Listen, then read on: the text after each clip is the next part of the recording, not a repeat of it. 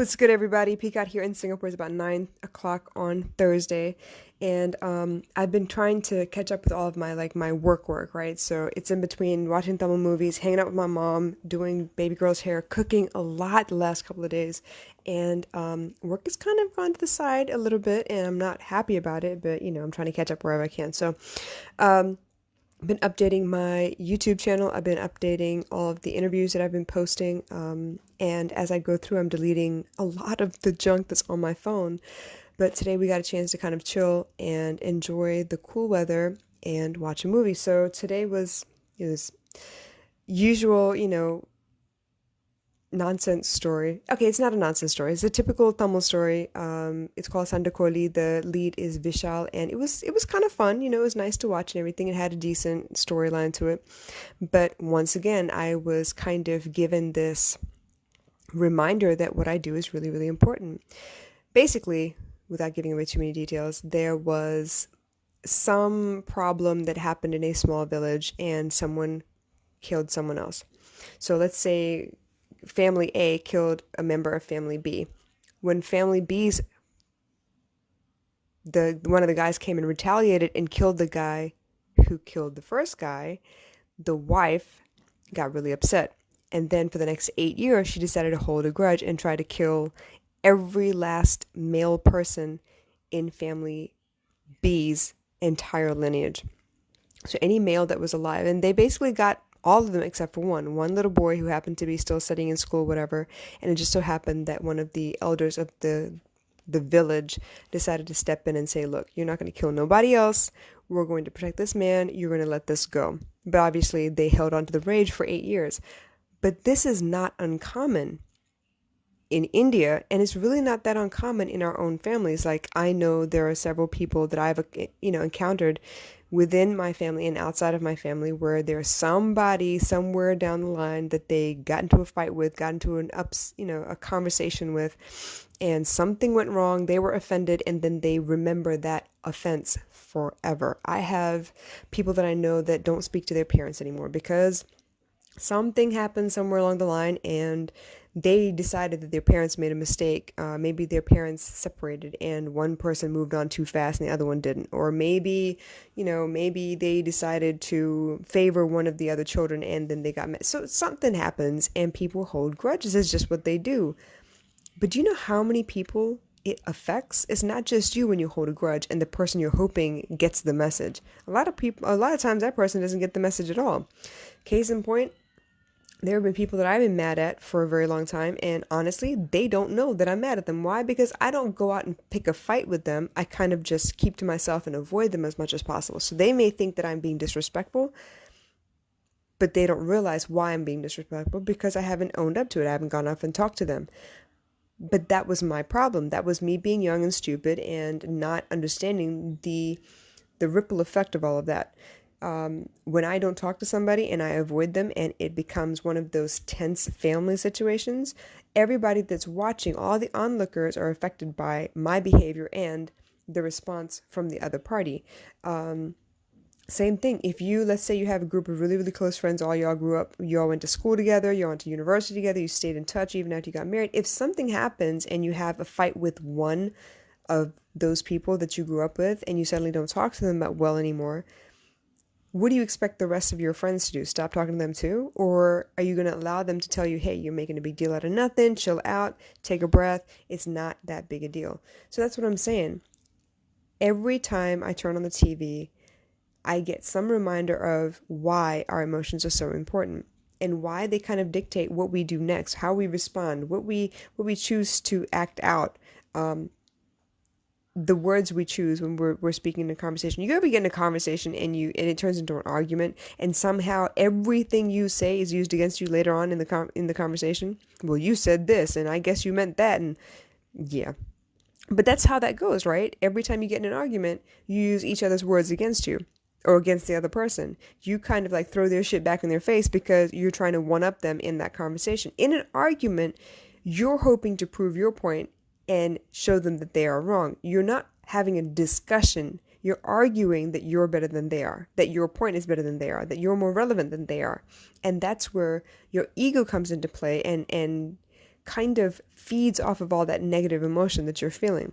If you were upset, right, and you went to the person and said, hey, you upset me and I am offended because I feel this way, and you just kind of made that situation bigger for me, do you think they would understand more, or would they get defensive? Chances are they probably won't get defensive if you know how to identify where you went wrong.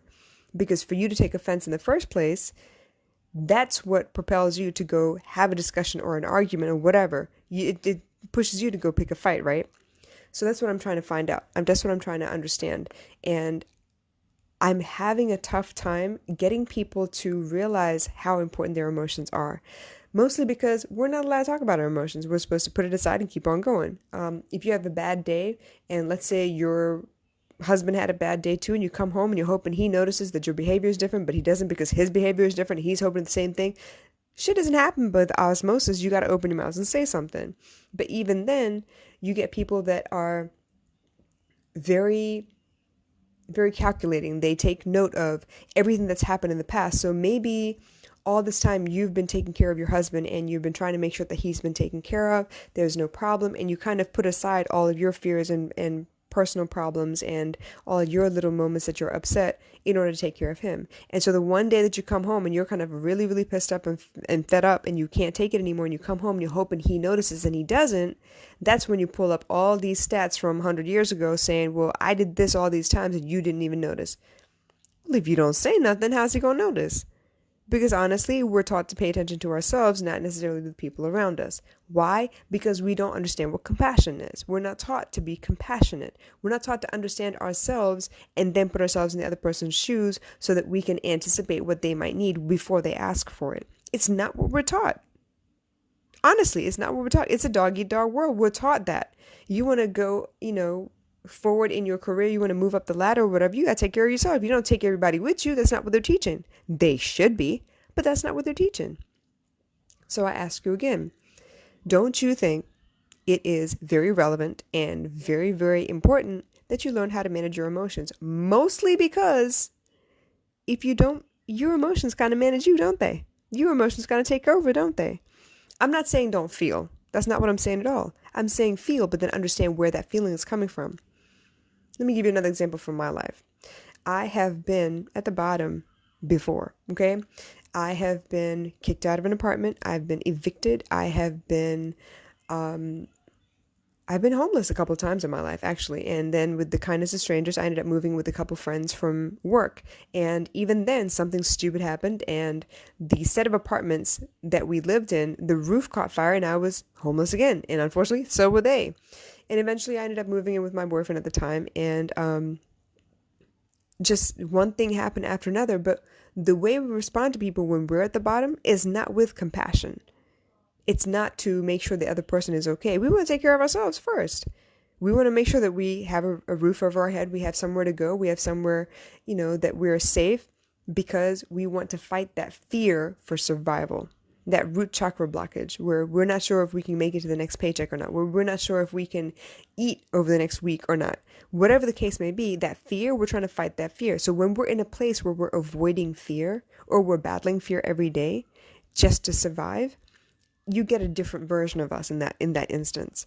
So if you were to come to me and tell me all your problems and I'm trying to figure out how I get from today till tomorrow, I'm not going to respond to you like I would if I was comfortable and I knew where I was going to be and I was confident in myself and I didn't have anything to worry about. I would be more compassionate to you. But it's in those difficult places that we really need to employ our best judgment and emotional intelligence, because it's in those places where people are trying to help that we maybe don't see that they're trying to help, that we kind of lash out and we bite people's heads off and we make things more tense than they need to be. I'll give you another example.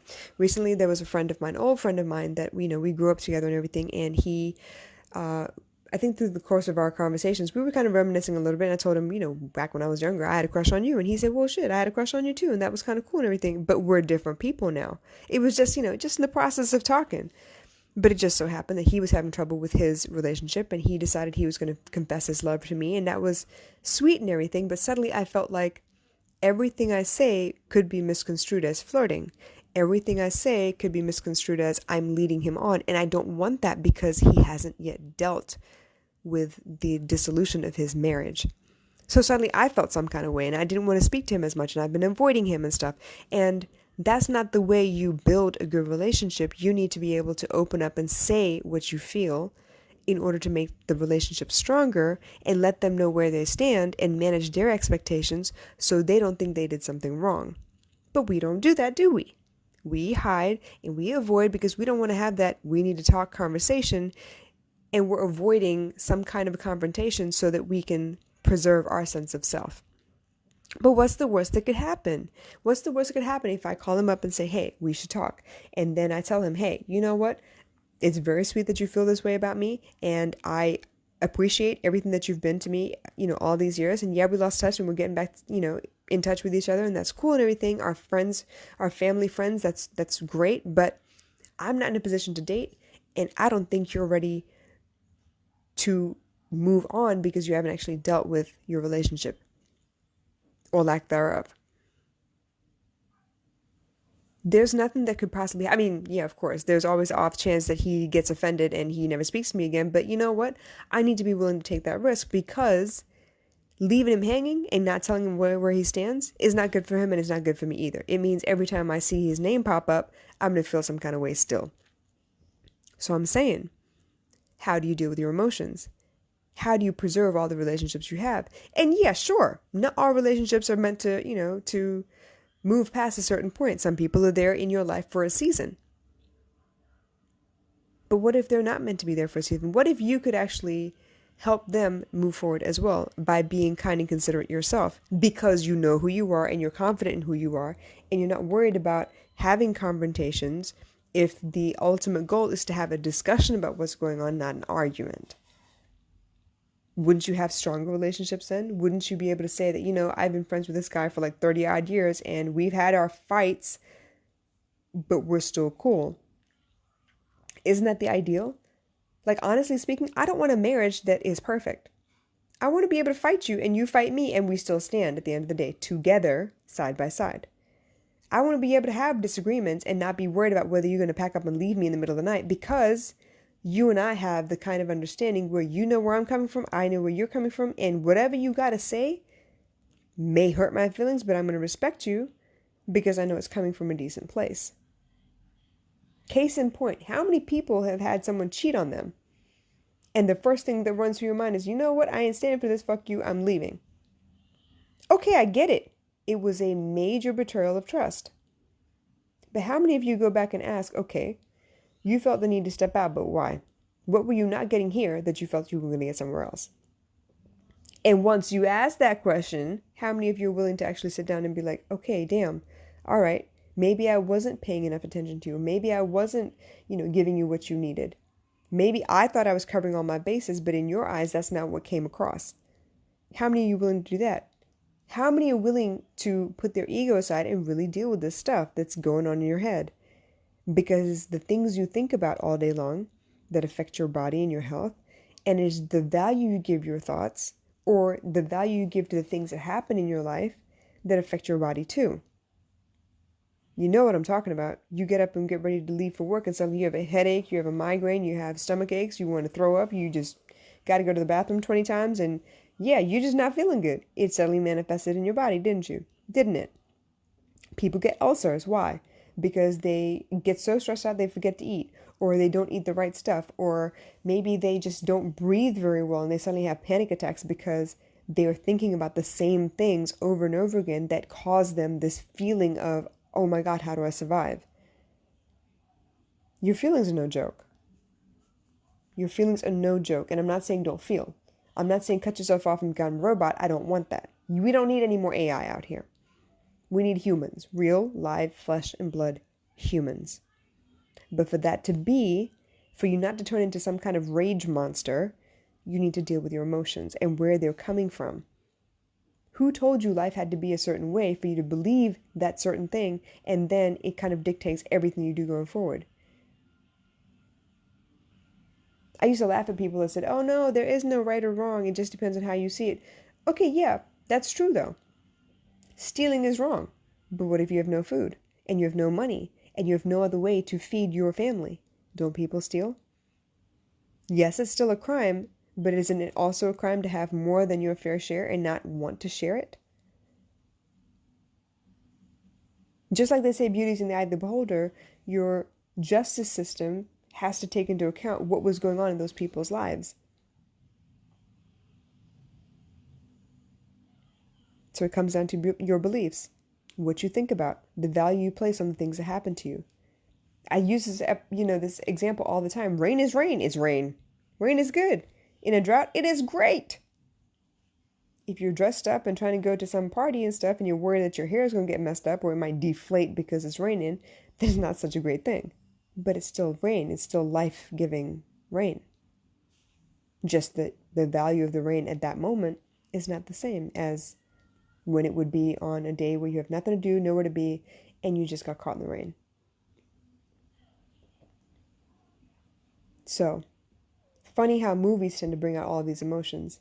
And funny how if I talk to you about a certain character in a movie, you will open up and tell me everything you feel about whether that person was right or wrong or indifferent and whether you would have done the same thing in their position or not.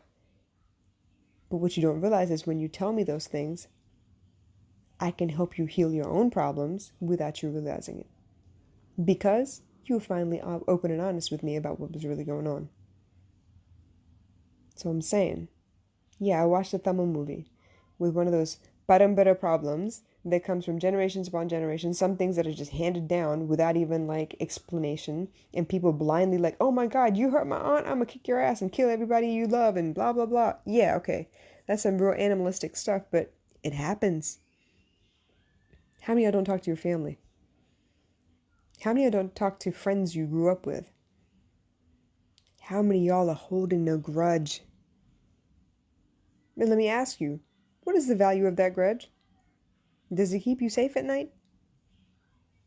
Does it make you feel happy? So, don't deny your feelings and don't dismiss them. Deal with them. Deal with them. If you got to go straight to the source and ask the horse himself, hey, why did you do that? Because it hurt my feelings. Are you going to fall apart? No.